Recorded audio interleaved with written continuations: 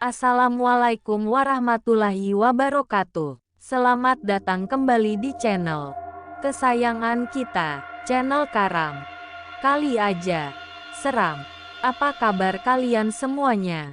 Semoga kalian selalu dalam lindungan Allah Subhanahu wa Ta'ala. Saya tahu, kalian pasti merindukan suara saya, Mbak Tukiem, janda paling bohai seantero desa saya. Buat para pengangguran abadi dan para jomblo kutukan, yang selalu menjadi beban keluarga, dan gunjingan para tetangga. Semoga kalian baik-baik aja, jangan berputus asa. Semua ada hikmahnya. Saya hadir kembali menghibur kalian dengan cerita seram, pengalaman seram, kisah nyata, yang dialami oleh teman kita dari Sabang sampai Papua. Cerita kali ini, kembali kami membawakan dua cerita sekaligus. Seperti apakah keseruan dan ketegangan ceritanya? Jangan kemana-mana. Tetap stay di channel Karam. Kali aja seram. JGN lupa subrek ya. Selamat mendengarkan.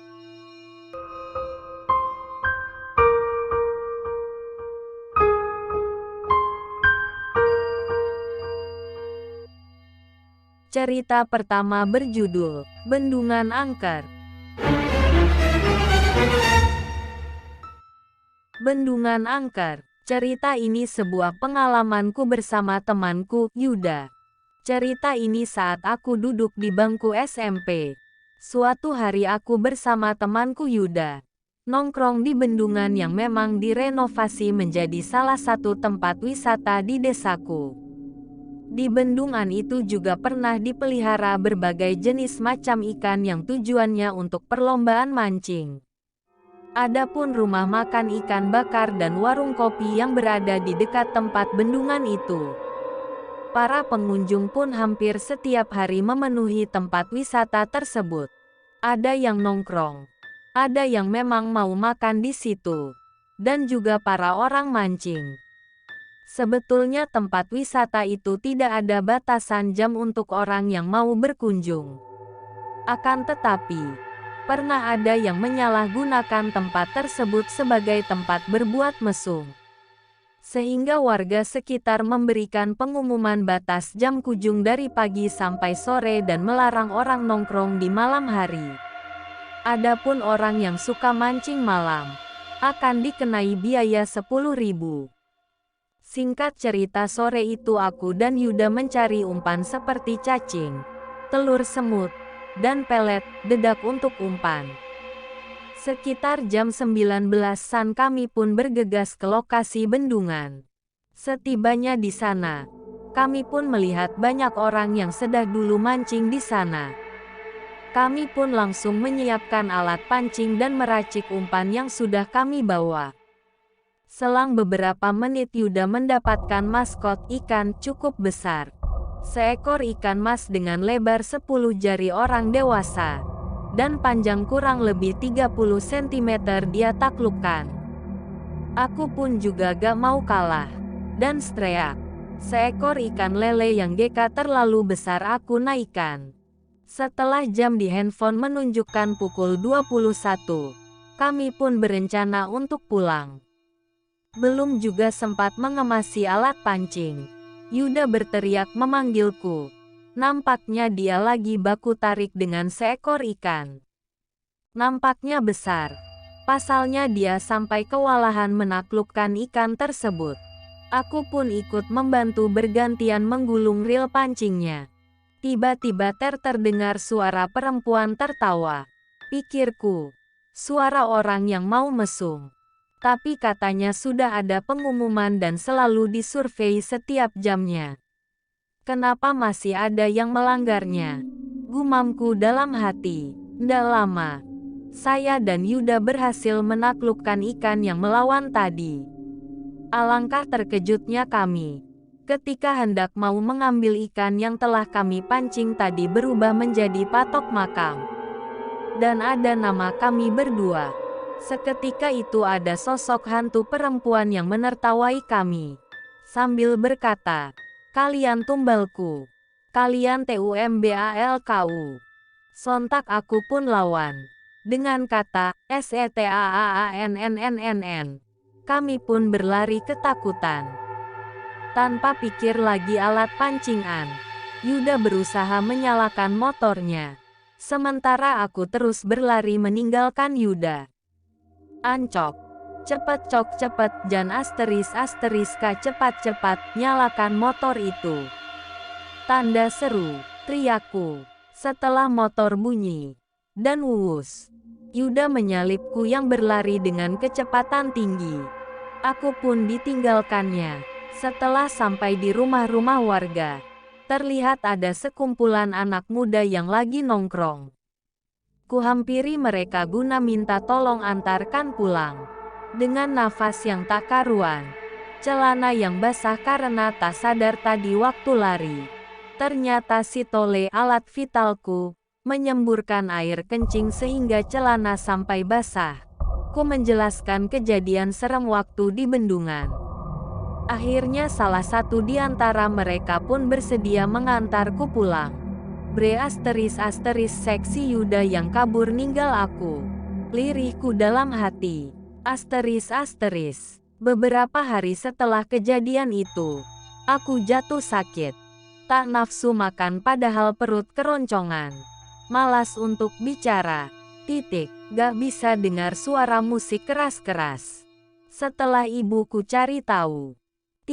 Ternyata gigi sakit. Bagian gusi bengkak. Padahal rajin gosok gigi. Minimal 7x dalam sehari. Dibawalah aku ke rumahnya Kiai yang dekat rumahku. Setelah meminum air yang sudah dibaca doa, sakitnya hilang. Tinggal bengkak nih, kata Kiai yang nyembuhin aku tadi. Aku disuruh minta maaf sama penunggu bendungan. Karena sebelum aku sama Yuda hendak mancing, aku mencuri buah pepaya di lokasi di mana Mbak Kun itu muncul. Pantas dia ingin aku sama Yuda jadi tumbal. Dan juga gigiku bengkak. Rupanya karena buah pepaya yang kucuri itu penyebabnya. Akhirnya aku bersama Yuda pergi ke bendungan itu guna meminta maaf. Memang begitu sulit jika berhadapan dengan setan pelit. Pepaya aja dipermasalahkan sampai-sampai ngancam mau ngebunuh. Kalau cakep mah gak apa-apa. Aku jadikan pacar. Udah jelek. Rambut acak, baju gak pernah ganti. Dan suaranya ketawa cempreng. Aduh Mbak Kun. Gumamku dalam hati. Setelah meminta maaf dan menaruh bungkusan kecil yang dikasih kiaiku. Akhirnya aku pun sembuh. Dan temanku Yuda. Aku dorong ke bendungan. Salah siapa waktu kejadian itu dia main kabur. Tak tanggung jawab. Ninggalin aku sendiri. Entar. Kalau aku diperko abek. Kan aku yang rugi. Itu tadi ceritaku sama temanku yaitu Yuda. Percayalah, jangan pernah mengambil barang di tempat yang angker. Apapun itu jangan pernah. Karena dia, makhluk gaib, suka usil. Kan bukan dia juga yang nanam. Kenapa dia yang sibuk? Parah. Hehehe canda. Intinya ini pelajaran buat saya karena sering mencuri buah.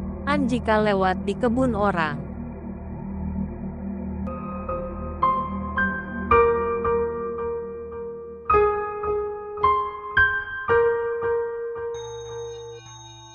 Cerita kedua, pocong lebar.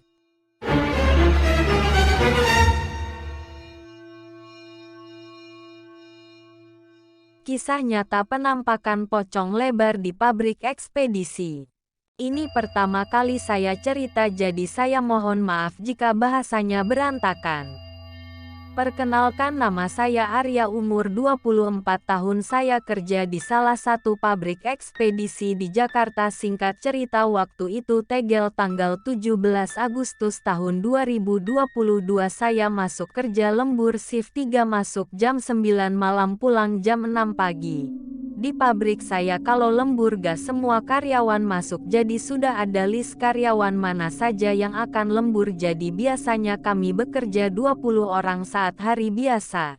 ketika lembur hanya 10 orang saja. Malam itu seperti biasa saya mengerjakan pekerjaan saya dengan tangkas cepat dan teliti. Soal inisiatif jangan diragukan lagi, dari awal masuk kami sudah ditegaskan harus inisiatif. Saya yang awalnya kaku dan rada malas setelah dididik oleh leader saya. Pribadi saya pun mulai terbentuk menjadi orang yang inisiatif dan pasti jujur karena memegang amanah itu penting dan juga berat. Waktu itu jam sudah menunjukkan pukul 1 di mana saat itu waktunya istirahat. Setelah kami makan bersama, selesai makan semua rekan kerja saya langsung pergi keluar merokok. Sisalah saya sendiri di ruangan aula itu. Ketika saya masih makan saya mendengar suara orang seperti ses-ses beberapa kali. Saya tengok dan mencari sumber suara tersebut, saya pikir itu teman saya yang jahil. Tetapi saya tidak menemukan satu orang pun. Ya udahlah, saya hiraukan dan lanjut makan. Selang beberapa menit saya mendengar seperti suara mengerang yang berat yang membuat bulu kuduk saya merinding. Saya percepatlah makan saya walau sebenarnya saya takut, tapi saya sebisa mungkin berpikir positif jika itu hanya suara binatang. Setelah selesai makan dan hendak merokok keluar, saya melihat aula yang berantakan, sisa bekas makan rekan saya yang kurang peduli kebersihan. Dengan menghela nafas panjang saya putuskan dan mengambil sapu untuk membersihkan aula itu. Ketika saya sedang menyapu, tiba angin bertiup pelan datang dari arah belakang leher saya. Dingin rasanya. Saat itu juga saya percepat dan baru terpikir apa benar nyapu malam hari itu pamali. Ketika hendak membuang sampah yang sudah terkumpul di pengki, saat saya berjalan ke arah tong sampah yang berada di pojok dekat lemari sebelah kanan saya, melihat sosok putih dengan cepat seperti terbang di pojok kiri aula itu. Sontak saya kaget dan lari keluar dari aula itu sambil membawa pengki dan sapu. Akhirnya sampah saya buang di tong sampah luar aula. Saya lari menghampiri teman saya yang sedang pada ngopi dan mereka bertanya, "Ada apa? Kenapa kok lari keringetan kayak abis melihat hantu saja?" Ucap si Ridwan teman saya. Saya ceritakanlah ke teman saya semua dan mereka juga tampak ketakutan. Jam sudah menunjukkan pukul 2.10 saat itu kerjaan sedang tidak ada dan kami memutuskan rebahan di ruangan yang biasa kami pakai rebahan. Di ruangan itu ada beberapa tumpukan karung baru di mana karung tersebut stok untuk packing barang. Kami semua rebahan di karung tersebut karena nyaman seperti kasur hehe. Dan saat itu kami tertidur. Tiba, gubrak suara benda jatuh cukup keras membuat kami terbangun dan melihat sekitar apa yang jatuh tadi. Ya, kami menemukan satu karung baru yang jatuh dan jika dipikir secara logika karung tersebut tidak akan jatuh karena karung itu beratnya sekitar 20 kg dan hanya ditumpuk 3. Oh iya, karung baru itu berbentuk persegi. Kami hanya melongo heran dan masih berpikir bagaimana bisa jatuh. Ketika kami terdiam kami baru sadar semua karung itu warna merah. Kenapa karung itu putih sendiri? Semua sadar ketika teman saya Andre bilang, "Kok karungnya putih ya?" Seketika itu kami saling pandang. Dan tiba, saat itu juga karung tersebut berdiri dan mulai berubah wujud menjadi pocong yang lebar dan tinggi. Sekitar 2 meter tingginya. Jarak kami ke pocong itu sekitar 15 meter sebelah kanan kami.